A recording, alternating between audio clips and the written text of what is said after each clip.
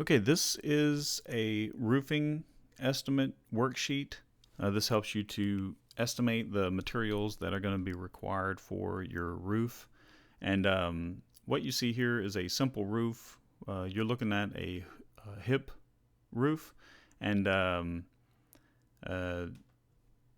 this is what the roof would look like if you were standing on the road looking at your roof. It's called the elevation view. And then if you were to walk around the side of your house and look exactly perpendicular to it this way, you would see the side of the house, and that's what you're looking at right here. And then you can select for the estimator. Now the orange cells are the input values. The gray cells that you see right here are the calculated values. And so you can select, say for example, a hip roof or a gable, and the numbers will update accordingly. And for now, we'll just leave it at the hip, and then we'll say that L1 is this value right here in feet. L2 is this value right here. P1 is pitch 1. You can see it right there, and for the P2, the pitch 2, you can see that it's right there, and that's not applicable for a gable. But one note is that, like, if you were sitting right here on your roof and you were measuring with a level, and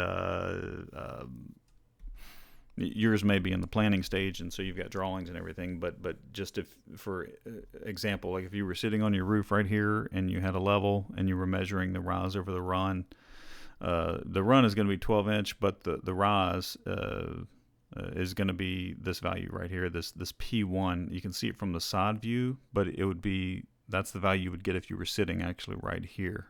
Okay, and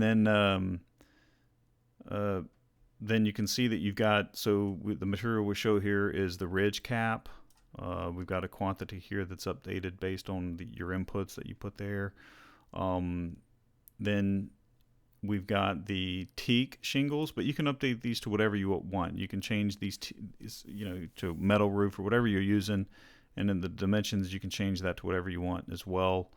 Even though it's blue and not the orange, a lot of times if you're doing a lot of projects, some of these will stay the same a lot of times. So teak shingles 6x6, and then you update the orange values. That's why those are highlighted. But you can go in here and change these if you need to different materials and everything. Then you've got your calculated value here, your estimated value. And then you may want to update that to whatever, you may get this calculated and you say, oh, I want to add 10%. A lot of times people do that. Or you may want to add whatever after you've done several of them, you may be better at estimating and adding just a little bit less or more. And so you can tweak those as you need to. Those are going to be in square feet. Then you can set your price per unit. And then your price for that line item is actually going to be based on your quantity you input here times your price per unit. Then your total price for all your materials is going to be this value here. Then say for example your OSB, you can go in and change these values, the dimensions of your OSB, and if you do, it'll update these estimated sheet values accordingly. So for example, say you were using 4x4, and you probably wouldn't do that, but if you did use it, you can see that it'll just update your value here accordingly. And then you can change this value. This actually won't affect any of the numbers, but this is just for your own information on what your thickness is for your board there.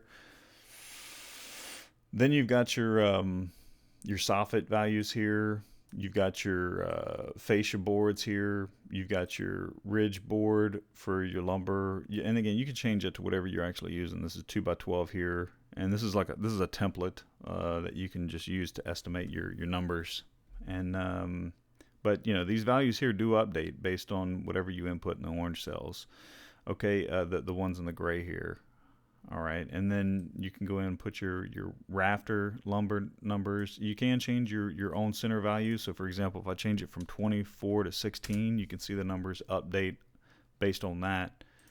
And then you can go in and put your collar ties. You can put in your ceiling joists.